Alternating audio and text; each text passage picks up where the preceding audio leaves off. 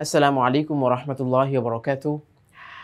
প্রিয় দর্শক এবং শ্রোতা, আমরা নতুন করে আবার আরও একটি সবক ১৭ নম্বর সবক গোলতায়ের ব্যবহার এবং সাথে সাথে ওয়াকফের বিষয়টা নিয়ে আরেকটু আলোচনা।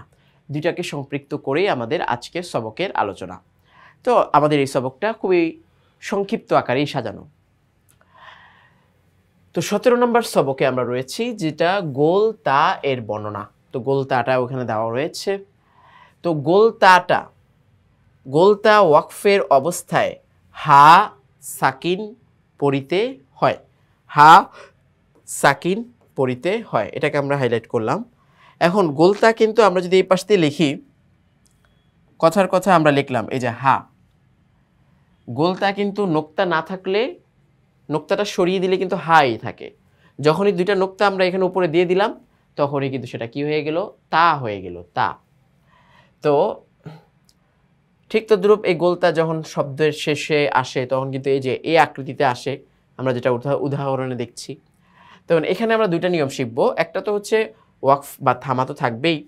২ নম্বর কথা হলো এই গোলতা যখন ওয়াকফ হয় তখন সেটা হায়ে পরিণত হয়ে যায়, এবং ওয়াকফের কারণে কিন্তু আমরা তো জানি যে যেই হরফটার উপরে ওয়াকফ হবে সেই হরফটার উপরে অবশ্যই আমরা জজম লাগাবো, একমাত্র মদ্দে আইওয়াদ ব্যতীত। গত পর্বে যেটা আমরা আলোচনা করেছি, মদ্দে আইওয়াদে কি হয়, দুইটা জবর থাকবে, একটা আলিফ থাকবে, এক জবরকে বাদ দিয়ে আমরা এক আলিফ টেনে পড়ি বা পড়ে এইভাবেই থামি।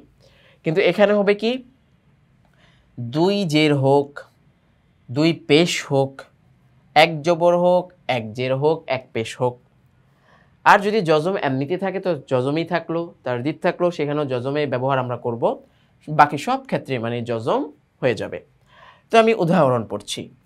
ফি জান্নাতিন আলিয়াহ, আলিয়াহ, আলিয়া তিন ছিল, সেখান থেকে আমরা আলিয়াহ ওয়াকফ করে জজম দিয়েছি এবং হা বানিয়ে দিয়েছি।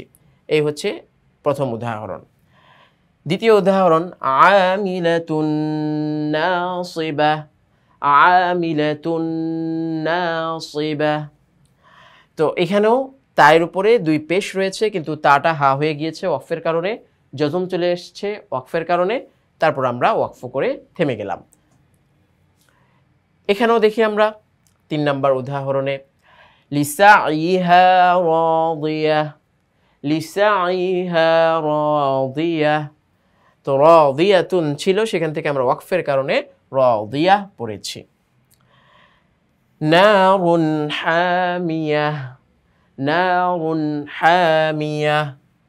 এখানেও গোলতাটাকে আমরা ওয়াকফ করে হা বানিয়ে ফেলেছি। আইনু জারিয়াহ, আইনু জারিয়াহ। এখানেও গোলতা হা হয়ে গেল। হাদিসুল গাশিয়াহ, আমরা জানি একটি গাশিয়া সূরা রয়েছে কোরআনে কারীমের ৩০ পারায়। হাল আতাকা হাদিসুল গাশিয়া, গাশিয়া। এইভাবে তাটা হা হয়ে গেল, সে হরফে জজম চলে আসলো। এই হচ্ছে গোলতা পড়ার নিয়ম। তো কোরআনে কারীমে তো অহরহ এরকম গোলতা আয়াতের শেষে ওয়াকফের ওই জায়গায় রয়েছে।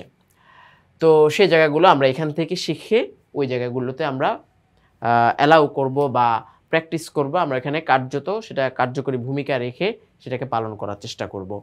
তো এই পর্যন্ত আমাদের আজকের এই পর্ব রইল। সামনের আরো পর্বর জন্য স্বাগতম রইল। জি, আসসালামু আলাইকুম ওয়া রাহমাতুল্লাহ।